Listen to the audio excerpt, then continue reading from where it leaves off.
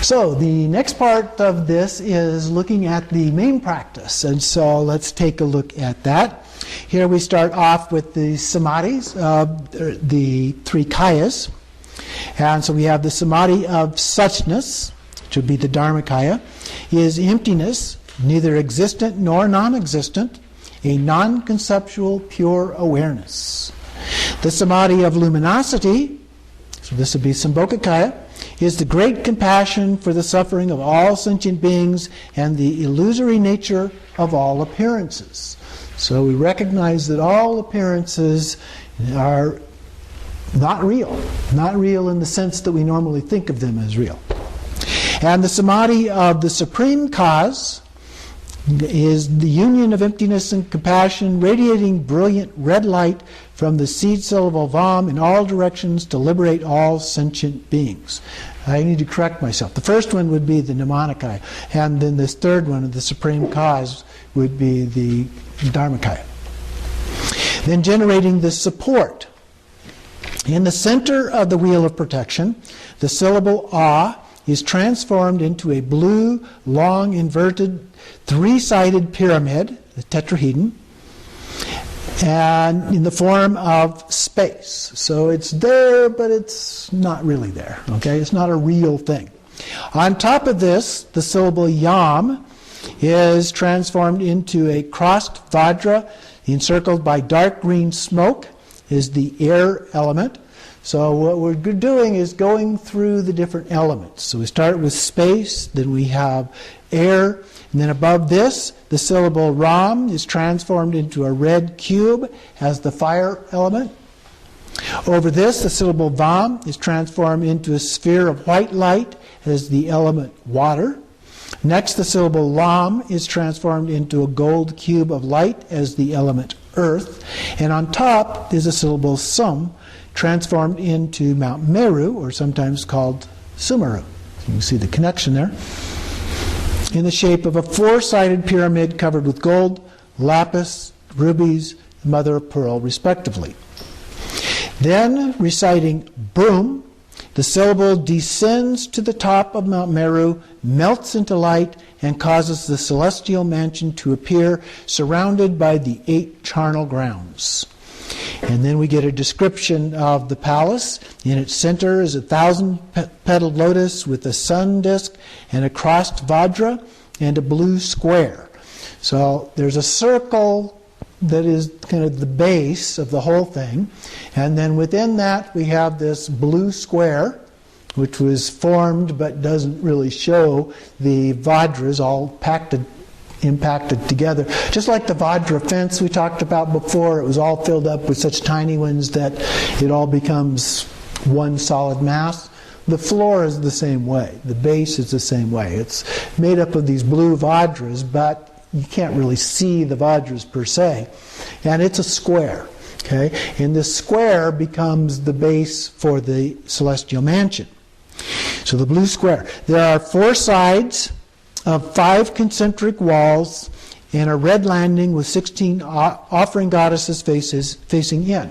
So there's 5 sets of walls. You have an inner wall. The color of the inner wall is usually the same color as the deity. So in this case it would be white with white Vajravarahi. And so then you have a second layer of walls, third, fourth, and fifth. 5 layers of walls. And if you look at a mandala, you will see these. You can actually depict the actual 5 layers going around, and then an open center area where you have the deity and so forth. And then on top of the outer wall is a yellow border with jewels, and then tiny pillars up to the roof. And so there's the wall, there's these pillars that kind of hold the wall up, the roof up above that a little bit. The outer east wall is white, the outer south wall is yellow, the outer west wall is red, the outer north wall is green. And again, if you look at a mandala painting, you will see these colors in most cases. Now sometimes artists will take some liberties with that. And also some specific mandalas use different colors. Of particular note is Kala Chakra, which uses slightly different colors. For example, one of the colors, the main color there is black that is at the bottom, which would be the east in that case. And so there are 4 entrances with 4 pillared porticos decorated with dharma wheels, umbrellas, banners, and antelopes, and yak-tail fans. So each portico is so decorated. Inside, there are 8 pillars made of skulls that support 4 beams made of bones. So this is a wrathful version. Okay? We talked about peaceful and wrathful mansions. This is the wrathful one. The walls are made of dry, moist, and fresh skulls. The rafters adorned with garlands of fingers, skulls, organs, genitals, and sun and moon. The dome of the room is a great god's skull and a hanging net of intestines and skulls. All real exciting things here. The top of the roof is a heart, banner, and canopy made of a human skin, and a terrifying firelight pervades the environment. So we get this fairly detailed description of all of the things that are going on here. So next we do the seat of the deity. In the center, a white inverted Dharmadaya appears containing a white lotus. The Dharmadaya, again, is the 6-pointed, like a star, going down to a single point. And then on the lotus, with the sun disk, appears a white syllable Vam, my pure awareness. So the Vam is my pure awareness itself. And it arises as a 5-pointed Vajra, representing the 5 primordial wisdoms. And light, and this is the Vajra. The 5 points are the 5, you got 4 sides plus 1 going up the center, so that's a 5-pointed Vajra. There are also 9-pointed Vajras, but 5 is the more common. So we have 5-pointed Vajra representing the 5 wisdoms. Light radiates from a Vajra and is an offering to the Buddhas and returns as a blessing. So it's turned from an awe into the Vajra, and then the light then radiates out from it as an offering, comes back as a blessing. Then it radiates out again to all sentient beings, transforming them into Vajravarahis, and then comes back, transforming the Vajra into myself. So now I become brilliant white Vajravarahi, the Samaya Sattva, or commitment being. Okay. Next, now here's the description. I have one face with 3 eyes, the third eye being the Dakini eye at the forehead, with a semi-wrathful expression and 2 arms. We can see here in the statue she has 2 arms. She has a third eye in the center there. And she is a semi-wrathful, just a little bit of a sneer. She has 2 fangs, or her eye teeth are a little bit larger than usual. So she's kind of semi-wrathful, but not a fully wrathful deity. Still looks fairly human in nature. Okay. And she has a skull cup filled with the elixir of primordial awareness. We talked about the skull cup a little bit ago, and we can see that over here she's holding a skull cup here at her heart level, and so it's filled with this nectar. She's youthful, naked, which means she has nothing to hide, and standing in a dancing pose. So the dancing pose is with the left leg slightly bent and the right leg raised high up and bent up, and so it's raised up. Sometimes it's raised real high up, sometimes it's down a little bit lower, but that's basically the dancing pose. With my secret lotus open. And so the lotus is a symbolic representation of the vagina. I am adorned with a crown of 5 skulls, alternating with 5 vajras. So you can see the skulls and the Vajras, which doesn't look like Vajras in this particular one. In fact, most representations, both statues and paintings that I've seen, don't really look like Vajras, but that's the description that is often given. A necklace of 50 dried skulls, so we can see the skulls coming down around here, and 5 bone ornaments. And the bone ornaments refer to the necklaces, the bracelets and arms, and the anklets here. And in some cases, this one does not have, they also have a bone skirt. I mean, it's just some bone ornaments, pieces of bone strung together as a skirt.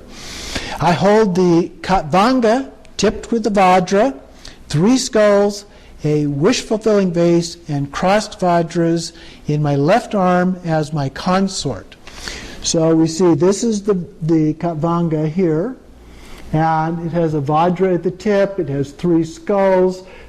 This one's not very representative, but then there's crossed Vajra, a wish-fulfilling vase. Oh, here's the crossed Vajra down below, the wish-fulfilling vase down here, and then there are some things hanging down from that. This is a real one, what it looks like. This is a short version, shorter than what you're seeing in what you have there, but you can see the Vajra at the top, the 3 different skulls, the crossed Vajra here, and down below it in this one is the wish-fulfilling vase. So symbolically, the wish-fulfilling vase, the symbolism of the crossed Vajras is wisdom and compassion. The union of wisdom and compassion. So we're wishing that wisdom and compassion, which leads to the 3 kayas, and it's indestructible. The Vajra represents the indestructibility. And then down at the bottom, there's also a little bit, the half of a Vajra here. So that is the Katvanga. This one just has a kata tied to it, but the representation symbolically here is described as, if I can find my place, a hanging with a hanging drum, a bell, and 3-pointed banner. And that is often what is described as hanging from this. But this represents the consort. Now, it means that she has a consort, but it does not, in this case, represent that she's in union with the consort. What we often see is when we have the female deity being the major deity, that they often have the Katvanga, but there's no physical representation of a male consort. Although there are cases, and there are some versions of Vajrayogini, for example, in which she is actually described as having the male consort as a partner. And so then she is surrounded by the fire of primordial wisdom. That is the fire, the flame that's kind of behind and around her there, which is said to then burn up all obscurations. At my shoulders, wrists, hips, and ankles arise moon discs. Upon these, at my navel, is a red Vajravarahi, at my heart a blue Yamani, at my throat a white Mahani, at my forehead a yellow Sachalini, and at the crown of my head a green Samtasani, and at my limbs a smoking gray Chandika. Now this is sometimes referred to in the Vajrayogini tradition as the body armor, okay? And as the body armor. And so this again is a form of protection in the form of these different forms of Vajrayogini or forms of Dakinis that are there as protectors, the armor.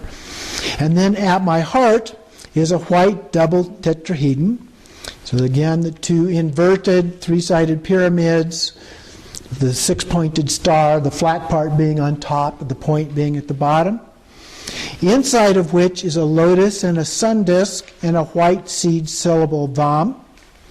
So this is called the Samadhi Sattva, the essence being. And so that's referring to the syllable itself. Now, it talks about that in the book that I was referring to last time, but there are very few sadhanas that I have seen that actually refers to that as some form of being. It usually refers to the wisdom being, which is the deity. We'll talk about that in a minute. And then the Samaya being, which is us as the deity. But it's very rare that it talks about the seed syllable itself as a separate being, the Samadhi Sattva. The nature of my root guru and the union of bliss and emptiness. Standing upright, it is surrounded by the three Om mantra arranged counterclockwise facing outward. Now this one actually has the Vajrayogini, the Vajravarahi mantra, which is not the three Om mantra. I need to check that and see if that's a typo. So this one is Om Vajra Varachaniye Soha. I am surrounded by 4 dakinis in the 4 cardinal directions. And then one on the left is green, the one in the back red, the one in the right yellow, the one in the front white. Outside this is a circle of 8 dakinis, then another circle of 8, then a third circle of 8, and a fourth circle of 8, making a total of 5 circles of dakinis, all in the form of white Vajravarahi, with Vajra and skull cup and so forth. So as we're doing this, we've got the complete set of dakinis in circles around 5 different layers of dakinis surrounding in this mandala of Vajravarahi. Then we invoke the Jnana Sattvas, the wisdom beings. So in the form of the blazing mudra, we'll talk about that next time. And goes through the actual gesture used. We say Pem, and then that releases the mudra. We release the mudra outward, and so as part of doing that, from the white bomb, my heart light radiates out to Akanchita, Buddha field, to invite Vajravarahi and all dakas and dakinis and purified sentient beings. We're now in the form of Vajravarahi, and then through the power of our commitment, we are inviting them to come to us. And then we do various offerings. We say, Benja Samaya Da. We pay homage to them for having come. I bow down to the host of Mandala, the Vajravarahi, illusory bodily forms of primordial awareness, inseparable from myself. Atipuho Patita Ho. Then the actual offerings from the Vam at my heart, the 8 offering yoginis appear. And so they come out to make these offerings to the divine host of the mandala of Vajravarahi. They make the outer offerings. Om Ahong Argam Padyam Pupe Dupe Alake Gande Nevade Chapta Putsa Ho. And we repeat that 3 times, and they make the inner offerings, again, the semen, bones, brain, blood, flesh offerings. Om Ahong Mahamamsa Rakta Guratsana Kiniriti Shukra Putsa Ho. Repeated 3 times. The secret offering of the union of the lotus and Vajra offerings. Om Ahong Benza Pema Benza Putsa Ho. And then we make the most secret offering, the Buddha nature offering, Om Ahong Tata Gata Garba Putsa Ho. And finally, then we make the request for the empowerment, Om Sarva Tata Gata Abhishekata Samaya Hong. And then my body is filled with water and purified. The excess water of the crown transforms into Varachana. And Varachana is the Buddha, the Buddha family associated with Vajravarahi. And then describes what happens immediately following here with the Za, the beings above me. With the Hong, they enter the crown and then descend through the central channel to the Vam, the heart. With the Vam, they become inseparable with the Samadhi Sattva, which is the Vam seed syllable. And with the Ho, I experience great bliss. So Za Hong Vam Ho. And then Om Swabhava Shuddha Sarva Dharma Swabhava Shuddha Ha, which is the emptiness mantra. And then we do praise. to the enlightened bodily form of Vajravarahi arisen from luminosity, to her enlightened speech, the unceasing melody of mantra, to her enlightened mind, the primordial awareness, luminous clarity, to the White Dakini, who is the utter perfection of the 5 kayas of enlightened presence, I bow down.